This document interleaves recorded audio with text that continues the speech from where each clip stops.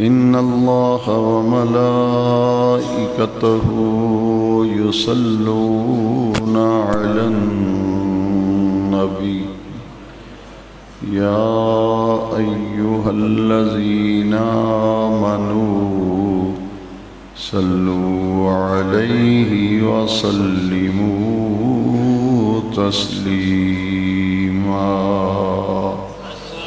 الصلاة والسلام عليك يا سيدي يا رسول الله وعلى آلك وأصحابك يا سيدي يا خاتم النبيين۔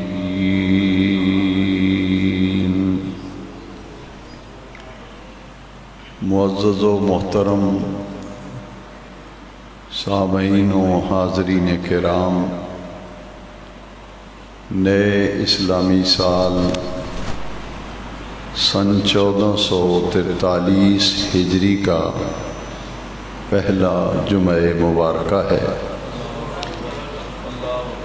نیا اسلامی سال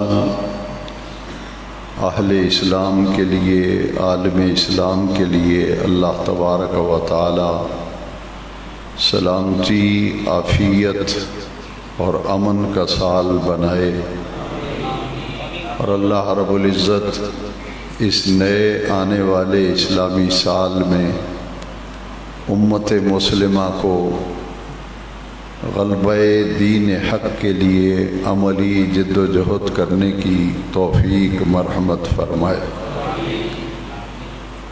اسلامی سال کی ابتدا، اسلامی سال کا آغاز ماہ محرم الحرام شریف سے ہوتا ہے۔ جب بھی محرم شریف کا چاند طلوع ہوتا ہے، ہر سال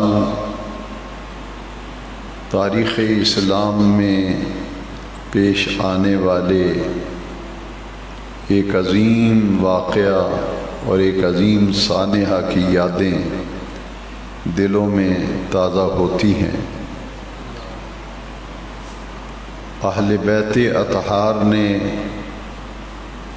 نواسۂ رسول، جگر گوشائے بطول، راقب دوش مصطفیٰ، امام عالی مرتبت، امام عالی وقار، سیدنا امام حسین رضی اللہ تعالی عنہ نے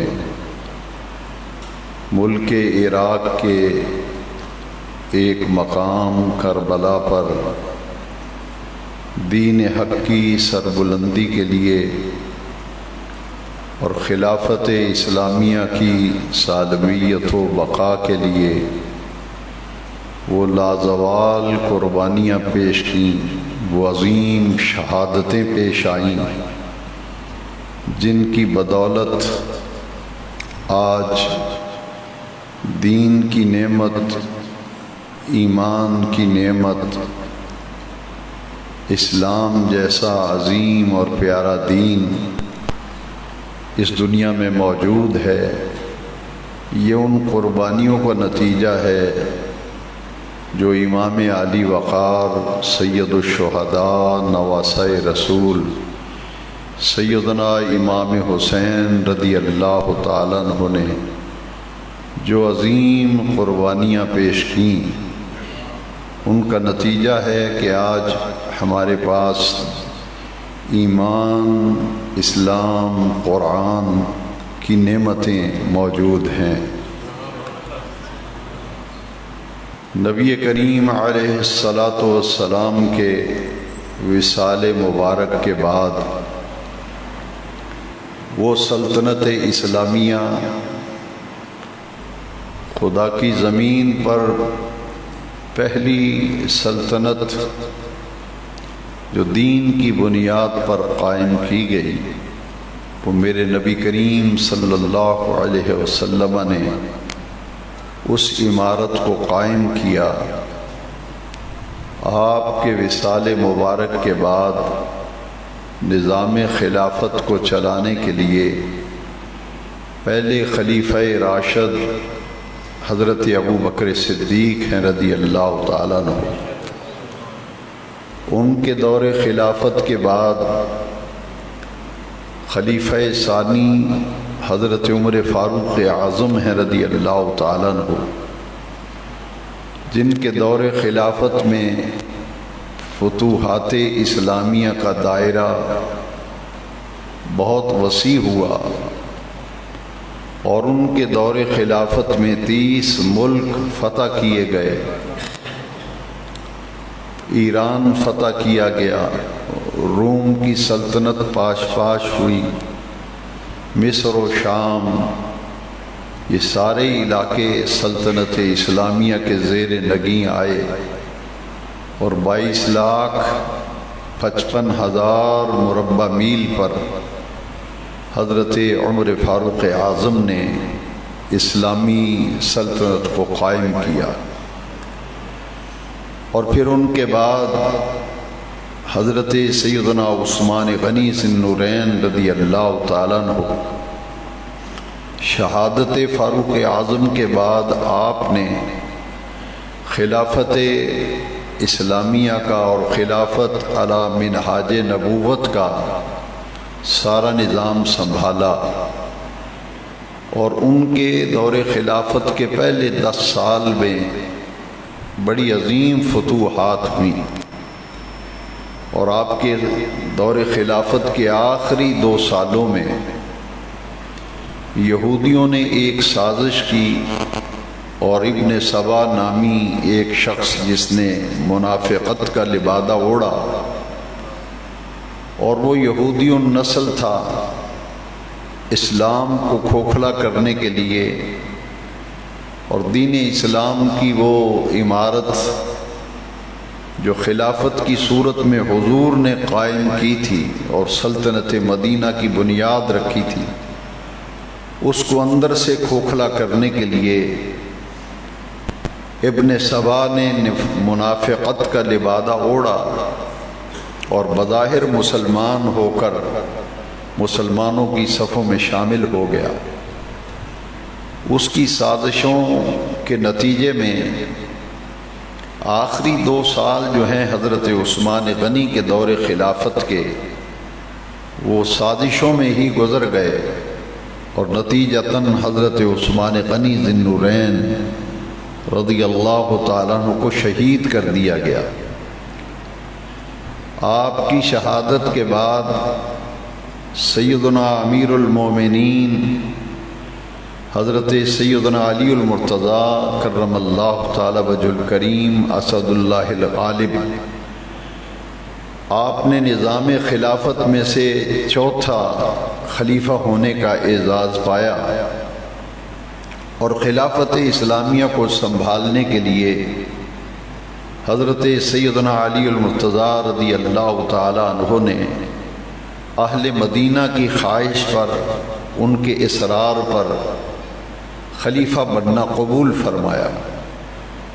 آپ کا دور خلافت کم و بیش 5 سال پر محیط ہے۔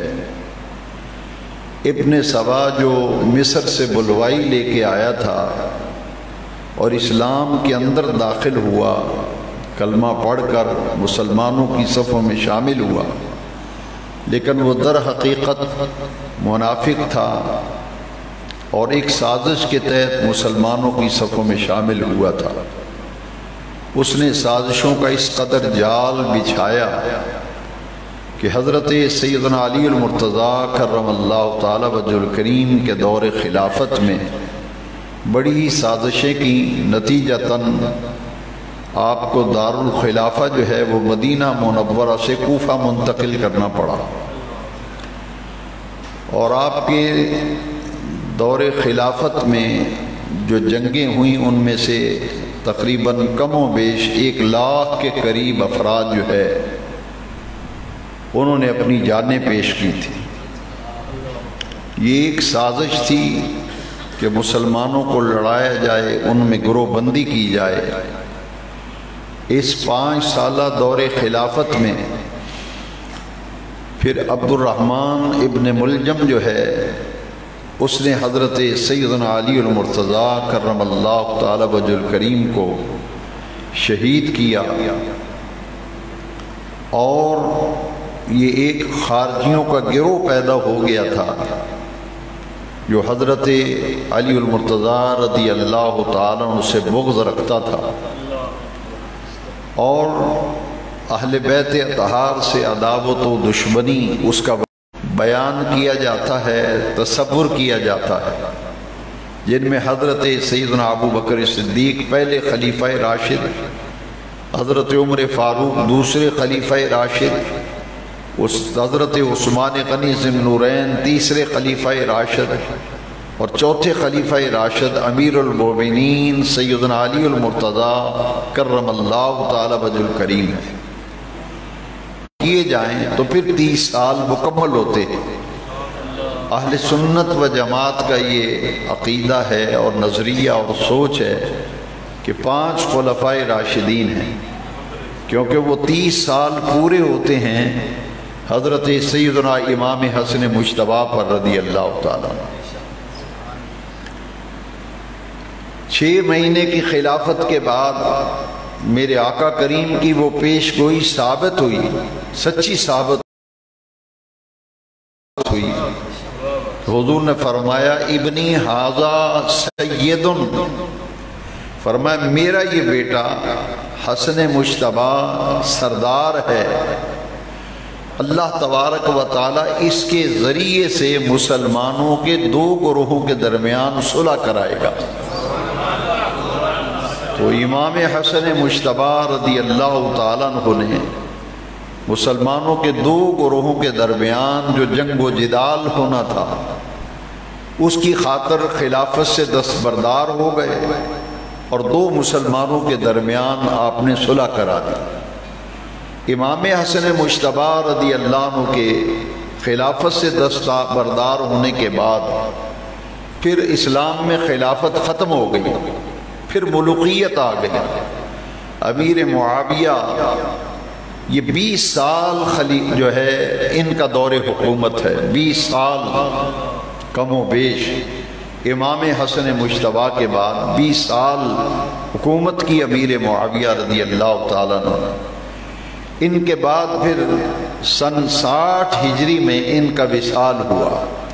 ان کے پورے دور خلافت کے اندر کوئی جھگڑا، کوئی فساد، کوئی جنگ وغیرہ قطر نہیں ہوئی۔ یہ 20 سالہ دور جو تھا بڑا پرامن دور تھا۔ جیسے ہی ان کا انتقال ہوا تو یزید اقتدار پر قابض ہو گیا۔ سن 60 ہجری میں اقتدار پہ آیا، اور 61 ہجری میں واقعہ کربلا پیش آتا ہے۔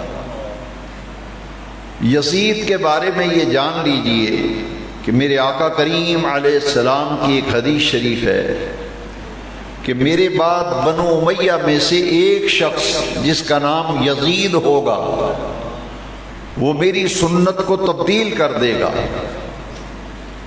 اور وہی نظام خلافت اور حدود اللہ کو پامال کرنے کے لیے یزید نے اقتدار میں آتے ہی کیسر و کسرا کی روایات کو قائم کرنا شروع کر دیا، اور اقتدار میں آتے ہی اس نے نماز کی پابندی کو ختم کر دیا، نماز کی پابندی اٹھا لی، فسق و فجور کو رواج دینے لگا۔ اس کے دور میں فسق و فجور عام ہو گیا، اور ہر معاشرتی برائی جو ہے وہ آہستہ آہستہ زور پکڑنے لگی، یہاں تک کہ لوگ بے نماز ہونے لگے، نماز کی پابندی اٹھا دی گئی، شراب عام ہو گئی، جنسی بے راہ روی جو ہے وہ اپنے عروج پہ پہنچ گئی، اور کیسر و کسرا کے اقتدار کی روایات کو مضبوط کیا جا رہا تھا۔ ان حالات میں 4 شخصیات ایسی تھیں۔ یزید یہ سمجھتا تھا کہ اگر میں کیسر و کسرا کی روایات کو قائم کر رہا ہوں اور خلافت اسلامیہ جسے حضور نے قائم کیا تھا ابو بکر و عمر و عثمان و علی اور حسن مجتبی جس کی آبیاری کر چکے تھے، اس کو تہہ و بالا کرنے کے لیے یزید نے پوری منصوبہ بندی کر لی، اور ملوکیت اپنے زور پہ تھی، بادشاہت عروج پہ تھی، حدود اللہ کو پامال کیے جانے لگا، شراب عام ہو گئی، زناکاری، جوا بازی اور دیگر معاشرتی برائیاں اس کے اقتدار میں آتے ہی زور پکڑنے لگی۔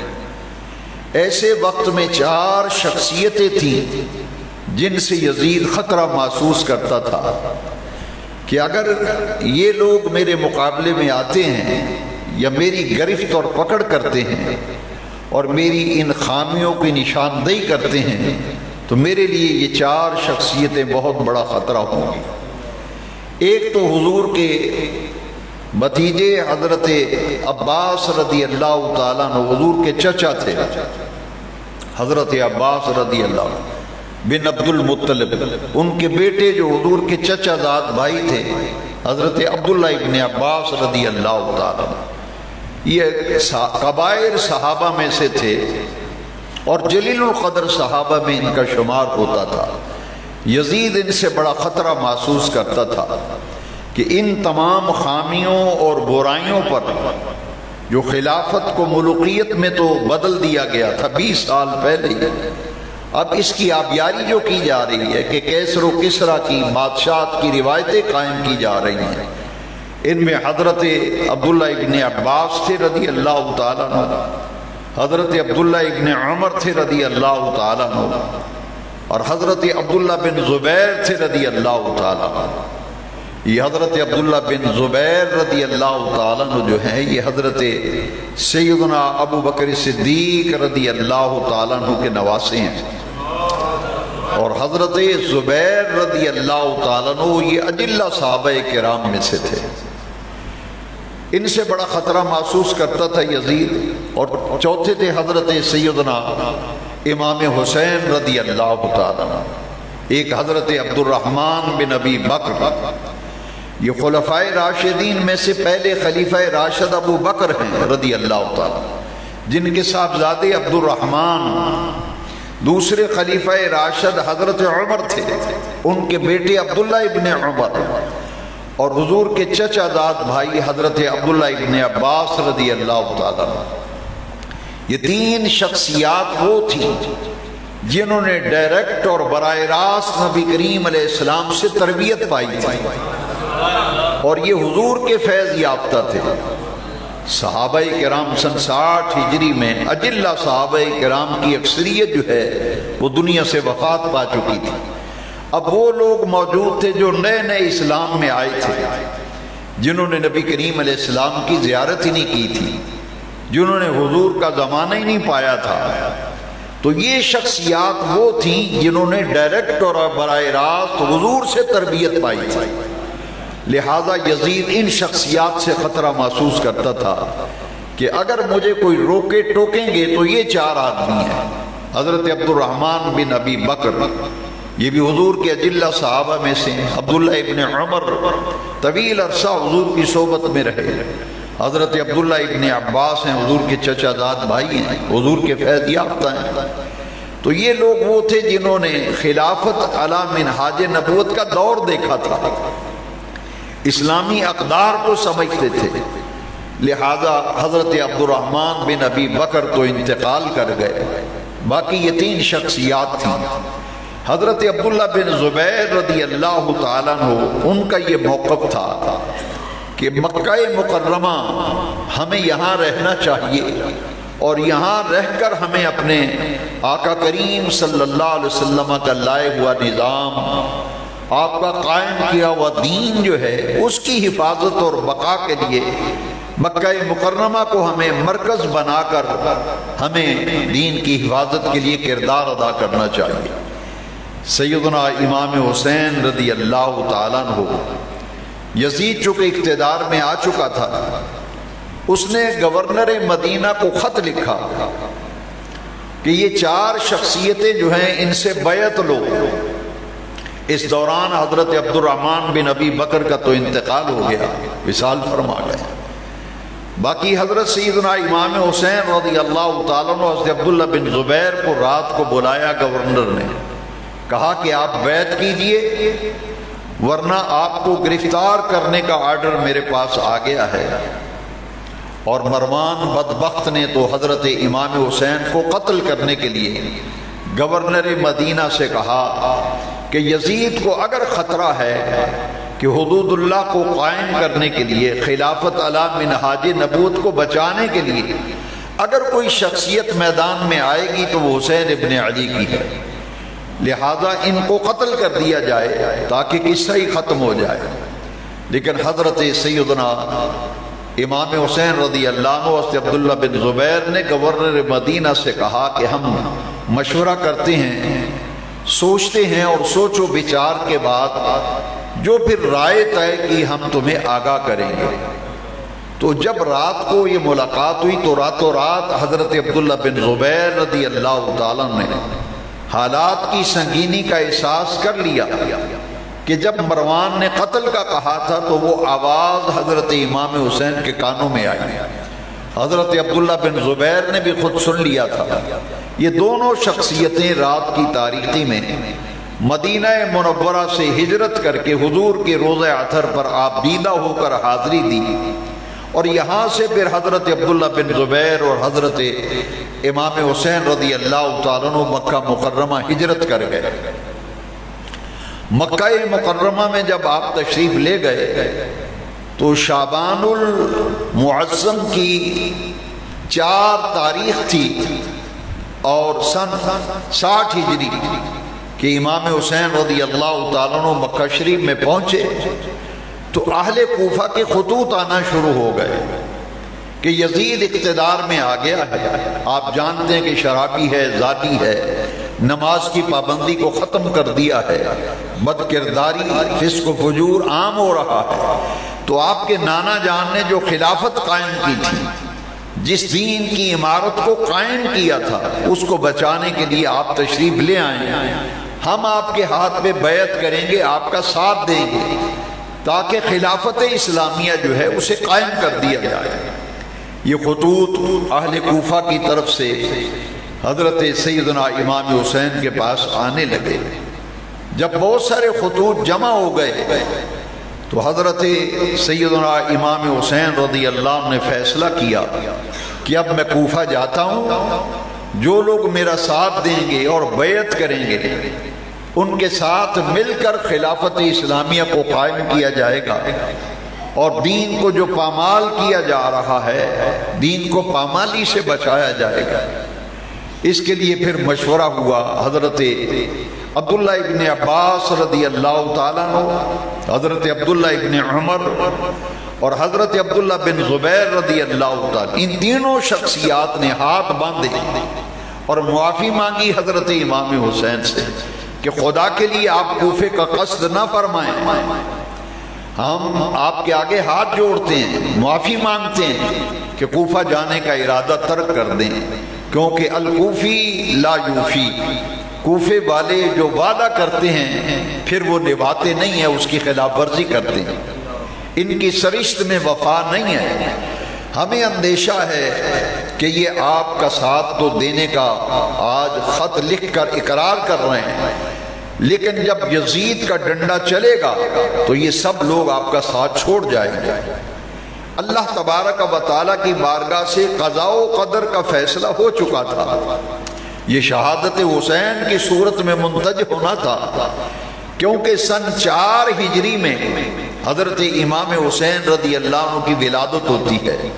ہجرت مدینہ جب نبی پاک علیہ السلام نے فرمائی تو ہجرت کا 4تھا سال تھا، شعبان المعظم کی 5 تاریخ تھی جب امام حسین رضی اللہ تعالیٰ عنہ کی ولادت باسعادت ہوئی تھی۔ جب آپ پیدا ہوئے اور آپ کے بچپن اور شیر خارگی میں ہی آپ کی شہادت کی خبریں جو ہیں وہ عام ہو چکی تھیں۔ مشکات شریف کے اندر یہ حدیث شریف ہے کہ سیدنا امام حسین رضی اللہ عنہ حضور کی گود میں بیٹھے تھے اور حضور ان کے ہونٹوں کو چوم رہے تھے۔ اسی دوران ایک ایسا فرشتہ آیا جو پہلے سرکار کی بارگاہ میں کبھی حاضر نہیں ہوا تھا. یہ آنے والا فرشتہ جس کی ڈیوٹی بارش پہ ہے، یہ بارش کا فرشتہ تھا. اس نے آ کے عرض کی یا رسول اللہ صلی اللہ علیہ وسلم، یہ آپ کا بیٹا جس سے آپ پیار فرما رہے ہیں حسین، میں خبر لے کے آیا ہوں کہ آپ کے اس بیٹے کو آپ کی امت جو ہے وہ شہید کر دے گی، اور اگر آپ چاہیں تو میں مقتل حسین کی مٹی بھی اٹھا کے آپ کو پیش کر دوں. چنانچہ آقا کریم علیہ السلام کی بارگاہ میں پہلی مرتبہ آنے والا یہ فرشتہ بارش کا فرشتہ تھا، جس نے کربلا کی خاک بھی سرکار کی بارگاہ میں پیش کر دی. میرے آقا آبدیدہ ہو گئے. پھر کچھ دنوں کے بعد میرے آقا کریم علیہ السلام کی گود میں حسین کھیل رہے تھے کہ آنکھوں میں آنسو روا تھے. صحابہ نے پوچھا آقا ہم آپ کی آنکھوں میں آنسو دیکھ رہے ہیں، یہ وجہ کیا ہے؟ حسین گود میں ہیں، آپ ان سے لاڈ کر رہے ہیں، پیار کر رہے ہیں، شفقت فرما رہے ہیں، تو آنسوؤں کا آنا یہ کیسا ہے؟ میرے آقا نے فرمایا اتانی جبرائیل، میرے پاس ابھی جبریل آئے ہیں، فاخبرنی، اور انہوں نے آ کر مجھے اللہ کا پیغام دیا ہے، ان امتی ستقتل ابنی ھذا، کہ میری امت میرے اس بیٹے کو شہید کر دے گی. ابھی مجھے جبریل نے بھی آ کے شہادت حسین کی خبر دی ہے، اور جو مقتل حسین ہے جہاں حسین کو شہید کیا جائے گا اس کی مٹی بھی مجھے عطا کی ہے. میرے آقا کریم نے جب شہادت حسین کی خبر سنی تو حضور نے دعا فرمائی اللہم آت الحسین صبرا و اجرا. باری تعالیٰ جب میرا حسین شہید کیا جا رہا ہو تو میرے حسین کو صبر بھی دینا اور میرے حسین کو اجر بھی دینا. قضاء و قدر کا قلم چل چکا تھا، ہوتا وہی ہے جو اللہ تبارک و تعالیٰ کو منظور ہو. تنیم جلیل القدر صحابہ کے منع کرنے کے باوجود اور مشورہ دینے کے باوجود حضرت سیدنا علی المرتضیٰ رضی اللہ عنہ رخت سفر مانتے ہیں. اور پھر مشورہ یہ ہوا کہ حضرت مسلم بن عقیل رضی اللہ عنہ ان کو بھیجا جائے تاکہ کوفی حالات کا جائزہ تو لے جا کر کہ واقعی لوگ تیار ہیں ساتھ دینے کے لیے. امام مسلم جب تشریف لے گئے تو 12,000 کوفیوں نے امام حسین کے لیے آپ کے ہاتھ میں بیعت کر دی. یزید کو جب پتہ چلا، اور یزید کا جو اقتدار کا مرکز تھا وہ دمشق تھا شام میں، دمشق میں جب پتہ چلا کہ 12,000 افراد نے امام حسین کے لیے بیعت کی ہے امام مسلم کے ہاتھ پر، تو یہ 12,000 افراد جو ہیں یہ میرے خلاف اٹھ کھڑے ہوں گے تو میرے اقتدار کے لیے بہت بڑا خطرہ ہوگا. سیدنا امام حسین رضی اللہ تعالیٰ عنہ مکہ شریف میں ہیں، امام مسلم کوفہ میں ہیں، 12,000 افراد بیعت کر چکے ہیں. تو کوفے کے جو گورنر تھے وہ صحابی رسول تھے حضرت نعمان بن بشیر رضی اللہ تعالیٰ. یزید نے دیکھا یہ تو محب اہل بیت ہیں اور یہ ڈائریکٹ اور براہ راست حضور کے فیض یافتہ ہے، یہ تو تعرض نہیں کریں گے حسین ابن علی سے. تو اس نے پہلا قدم یہ اٹھایا کہ حضرت نعمان بن بشیر کو معزول کر دیا، اور ان کی جگہ ایک بڑا ظالم جابر اور جلاد قسم کا سخت دل اور شکی قلب ابن زیاد تھا جس کو کوفے کا گورنر بنا دیا تھا. یہ بڑا سخت گیر اور سخت مزاج اور متشدد تھا. عبید اللہ بن زیاد جب کوفے کا گورنر بنا تو راتوں رات کوفے میں داخل ہو گیا، اور گورنر ہاؤس جو ہے اس پر جا کر اس نے اپنی گورنری کا وہ لیٹر جو تھا یزید کی طرف سے دیا گیا وہ لوگوں کو بتایا کہ نعمان بن بشیر معزول ہو گئے، ان کی جگہ میں گورنر بن کے آیا ہوں. اس نے کہا کہ سنو مجھے پتہ چلا ہے کہ 12,000 افراد امام حسین کے لیے مسلم بن عقیل کے ہاتھ پہ بیعت کر چکے ہیں، تو میں یہ کہنا چاہتا ہوں کہ اس بیعت کو توڑ دو، ورنہ یہ ہوگا کہ تم 12,000 لوگوں کو جمع کر کے تمہاری گردنیں کاٹ دی جائیں گی. وہ 12,000 لوگ جو کوفی تھے، جب ڈنڈا چلا اور اقتدار کا یہ اعلان سنا تو 12,000 افراد جو ہے وہ آہستہ آہستہ تتر بتر ہونے لگے، یہاں تک کہ مغرب کی نماز میں حضرت امام مسلم کوفہ کی جامع مسجد میں مغرب کی جماعت کی امامت کراتے ہیں، اور جب آپ نے سلام پھیرا، نماز شروع ہوئی تو 12,000 افراد پیچھے نماز پڑھ رہا ہے، اور جب سلام پھیرا تو صرف 2 صاحبزادے جو ساتھ آئے تھے امام مسلم کے بیٹے وہ رہ گئے، باقی سارے کے سارے کوفی جو مسجد سے نکل کے بھاگ گئے۔ نتیجہ یہ ہوا کہ کوفے کے اندر ایک محب اہل بیت شخص رہتا تھا جو بوڑھا آدمی تھا، مگر اہل بیت کی اسے بڑی محبت تھی۔ اس نے کہا بوڑھا تو میں پہلے ہی ہوں، تو چلو اگر میں شہید کر بھی دیا گیا تو میرے لیے یہ انعام ہوگا کہ رسول اللہ کی محبت اور ان کے شہزادوں کے تحفظ کے لیے میری جان کام آئی ہے۔ اس نے حضرت امام مسلم کو پناہ دی۔ آپ نے فرمایا کہ میں مدینے کا مسافر ہوں، مجھے اب کوئی پناہ دے دو، لیکن سب نے اپنے دروازے، وہ 12,000 لوگ جو بیعت کر رہے تھے، اقتدار کا ڈنڈا جب چڑھا تو 12,000 بیعت توڑ کر دروازوں کو بند کر لیتا۔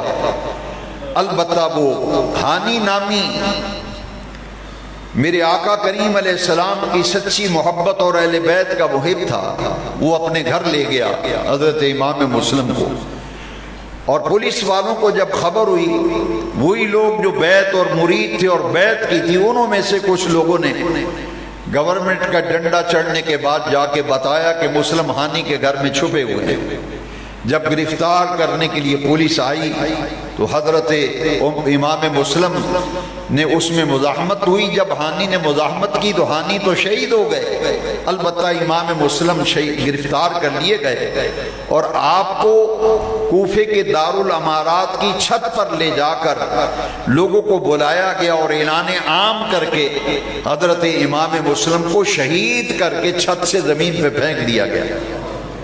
آپ کی شہادت واقع ہو گئی، لیکن شہید ہونے سے پہلے آپ نے یہ وہ 12,000 جو لوگ تھے بیعت کرنے والے، ان میں سے اکثر لوگ تماشا دیکھنے کے لیے جمع ہو گئے تھے۔ آپ نے فرمایا ایک کام کرو، کوئی جا کر امام حسین کو اطلاع کر دے کہ آپ خدا کے لیے کوفہ تشریف نہ لائیں۔ کوفے والوں نے بے وفائی کی ہے اور بلا کر بیعت کو توڑ دیا ہے، ساتھ بھی چھوڑ دیا ہے، اور مجھے شہید کرنے کے لیے اقدام کرنے والے ہیں، لہذا میری یہ التجا ہے کہ اب آپ کوفہ تشریف نہ لائیں۔ لیکن حضرت سیدنا امام حسین رضی اللہ عنہ تو چل پڑے تھے۔ شعبان المعظم کی 5 تاریخ کو اور سن 60 ہجری کو آپ مکے سے کوفہ کی طرف روانہ ہو چکے تھے۔ راستے میں اطلاع ملی کہ حضرت امام مسلم بن عقیل کو شہید کر دیا گیا، اور ان کے 2 چھوٹے چھوٹے بچے تھے ننھے سے، ایک کا نام محمد تھا، ایک کا نام ابراہیم تھا۔ ان 2 بچوں کو بھی شہید کر دیا گیا، اور شہید کرنے کے بعد ان کے اجساد مبارکہ نہر فرات میں پھینک دیے گئے تھے۔ یہ 2 بڑی دردناک شہادتیں تھیں۔ امام مسلم تو شہید کر دیے گئے، مگر اگلے ہی دن آپ کے چھوٹے صاحبزادے محمد کو اور ابراہیم کو بھی شہید کر دیا گیا۔ راستے میں اطلاع ملی کہ آپ کوفہ تشریف نہ لے جائیں، کوفے کے حالات بدل چکے ہیں، بیعت توڑ دی ہے لوگوں نے، لہذا آپ قصد نہ کریں کوفہ کا، مکہ واپس چلے جائیں۔ لیکن حضرت امام مسلم بن عقیل کے بیٹے جو امام حسین کے ساتھ آئے تھے مکہ سے، انہوں نے کہا کہ ہم تو قصاص لیے بغیر نہیں جائیں گے، ہمارے باپ کو شہید کر دیا گیا ہے، اب ہم قصاص لیں گے۔ حضرت سیدنا امام حسین رضی اللہ تعالیٰ عنہ انتہائی شریف النفس تھے، انتہائی صابر طبیعت کے تھے اور غیور تھے۔ آپ نے کہا کہ اگر آپ کا یہ ارادہ ہے تو پھر میں واپس نہیں جاتا، میں بھی آپ کے ساتھ کوفہ ہی جاؤں گا۔ راستے میں ایک عرب کا ایک بہت بڑا شاعر تھا جس کا نام فرزدق ہے، نامی گرامی شاعر تھا۔ اس نے جب دیکھا کہ ایک قافلہ جا رہا ہے تو پوچھا یہ کون لوگ ہیں؟ کہا کہ یہ رسول اللہ کے نواسے ہیں، فاطمہ کے لال ہیں، علی کے جگر پارے ہیں جن کا نام حسین ہے، یہ مختصر سا قافلہ ہے، ان کو لے کر کوفہ کی طرف جا رہے ہیں۔ فرزدق شاعر نے جا کر امام حسین کے آگے ہاتھ باندھے، ان کے پاؤں کو ہاتھ لگایا، اس نے کہا حضرت کوفے کا قصد نہ فرمائیں، مسلم بھی شہید ہو گئے، ان کے بیٹے محمد ابراہیم بھی شہید ہو گئے، تو مجھے لگتا ہے کہ آپ اگر جائیں گے تو آپ کو بھی شہید کر دیں گے۔ حضرت امام حسین رضی اللہ تعالیٰ عنہ حضور کی بارگاہ سے براہ راست اکتساب فیض کرنے والے تھے۔ اگر حضرت سیدنا اسماعیل کی قربانی منا کے اندر ہوئی تھی تو ڈاکٹر اقبال نے کہا تھا کہ یہ فیضان نظر تھا یا کہ مکتب کی کرامت تھی، سکھائے کس نے اسماعیل کو آداب فرزندی۔ حضرت اسماعیل کسی دارالعلوم میں پڑھے نہیں تھے، نہ کسی مدرسے میں گئے تھے، اور آپ خطبات جمعہ سنتے رہتے ہیں، میرے درس سنتے رہتے ہیں، آپ جانتے ہیں کہ اپنے والد کی خدمت میں بھی زیادہ وقت رہنے کے لیے نہیں ملا۔ حضرت ابراہیم علیہ السلام تو شام میں رہتے تھے، تو اور یہ حضرت اسماعیل مکے میں رہتے تھے۔ حضرت ابراہیم آتے تھے مل کے چلے جاتے تھے، آتے تھے مل کے چلے جاتے تھے، زیادہ وقت اپنے والد کی خدمت میں رہنے کا موقع نہیں ملا حضرت اسماعیل کو۔ تو اقبال نے کہا یہ فیضان نظر تھا یا کہ مکتب کی کرامت تھی، سکھائے کس نے اسماعیل کو آداب فرزندی۔ جب خواب کا ذکر کیا تھا نا تو کہا یا ابت افعل ما تؤمر ستجدنی انشاءاللہ من الصابرین۔ یہ فیضان نظر، وہ فیضان نظر حضرت ابراہیم علیہ السلام کا تھا، اور حسین کے پاس جو امانت تھی یہ فیضان نظر آمنہ کے لال کا تھا۔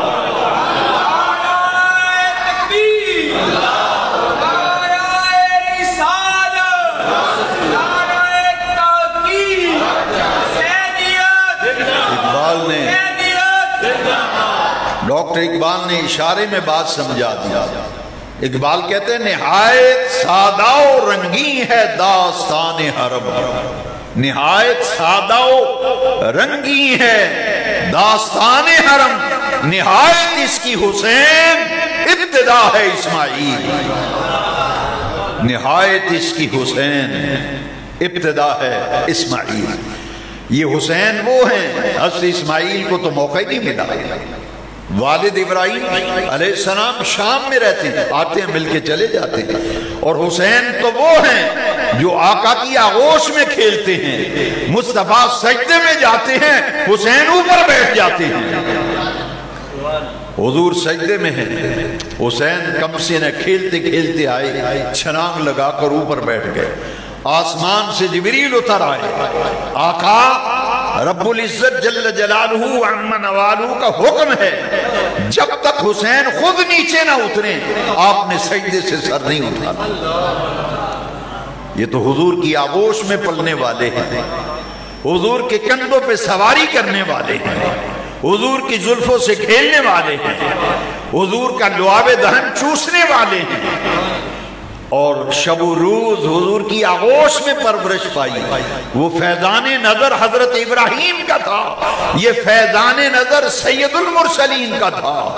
اب ان کے فیض یافتہ اور تربیت یافتہ پھر حضور کی زبان سے سن چکے تھے، ان امتی ستقتل ابنی ھذا، میری امت میرے اس بیٹے کو شہید کر دے گی، اور یہ دعا نہیں کہ یا اللہ میرا بیٹا حسین بچنے سے، شہادت سے بچ جائے، یا اللہ اس کو بچا لے۔ نہ اسماعیل علیہ السلام کے بچنے کی دعا حضرت ابراہیم نے کی، نہ میرے آقا نے دعا حسین کے بچنے کی کی۔ یہ آزمائش و ابتلا، وہ بھی آزمائش و ابتلا۔ وَإِذِ ابْتَلَىٰ إِبْرَاهِيمَ رَبُّهُ بِكَلِمَاتٍ فَأَتَمَّهُنَّ، آخری کڑی آزمائش ذبح اسماعیل تھا، یہاں بھی آزمائش تھی۔ وَلَنَبْلُوَنَّكُمْ بِشَيْءٍ مِّنَ الْخَوْفِ وَالْجُوعِ وَنَقْصٍ مِّنَ الْأَمْوَالِ وَالْأَنفُسِ وَالثَّمَرَاتِ۔ کربلا میں وہ کون سا امتحان ہے، وہ کون سی آزمائش ہے جو نہیں آئی؟ سورہ بقرہ میں اللہ تعالیٰ نے فرمایا फरमाया अलबत्ता हम तुम्हें जरूर आजमाएंगे, हमने तो इब्राहिम को भी आजमाया था। कड़ी आजमाइश में से आखिरी आजमाइश ज़िब्ह इस्माइल था। हम आजमाइश करते हैं, ये हमारा कानून कुदरत है। हम भूख देकर आजमाते हैं, प्यास देकर आजमाते हैं, हम खौफ देकर आजमाते हैं। नहर फुरात करीब थी मगर 3 दिन पानी पे पहरा लगा दिया गया, पानी की बूंद तक खैमे अहले बैत में न जाने दी गई। उधर भी आजमाइश, इधर भी आजमाइश। इकबाल ने कहा निहायत सादाओ रंगी है दास्तान हरम, निहायत इसकी हुसैन इब्तिदा है इस्माइल। इम्तिहान मकसूद था। उधर इब्राहिम अलैहिस्सलाम ने ख्वाब देखा है बेटे को ज़बह कर रहा हूं। ये नहीं कहते मेरा बेटा ज़बह होने से बच जाए, बल्कि ये कहा या बुनैया इन्नी अरा फिल मनाम, बेटे मैंने ख्वाब देखा तुझे ज़बह करता हूं, फंजुर माज़ा तरा। बेटा भी नहीं कहता अब्बा जी आप पैगंबर हैं, खलील हैं, दुआ करें मैं बच जाऊं। आज लोग कहते हैं जब हुजूर ने शहादत की खबर दी थी तो बचने की दुआ नहीं की हुजूर ने, न बचाया, न अली ने बचाया, न हुजूर ने दुआ की, न अली ने दुआ की। बात क्या थी? इम्तिहान मकसूद था। वो जानते थे महबूबीन मुकर्रबीन आजमाए जाते हैं, आजमाइशें आती हैं, दुनिया को बताना मकसूद था। यजीद का जुल्म अगर इंतहा की आखिरी हदों तक पहुंचा था तो हुसैन ने भी सब्र की आखिरी मंजिलों को तय कर दिया था। ये आजमाइश थी वाला नबलुवन्नकुम, इसलिए दुआ की है। ना इब्राहिम कहते हैं इस्माइल बच जाए, ना इस्माइल कहते हैं अब्बा जी दुआ करो मेरी कुर्बानी बच जाए, ना यही कहा या अबतिफल, अब्बा जान जिस काम का हुक्म दिया है वो कर गुजरिए।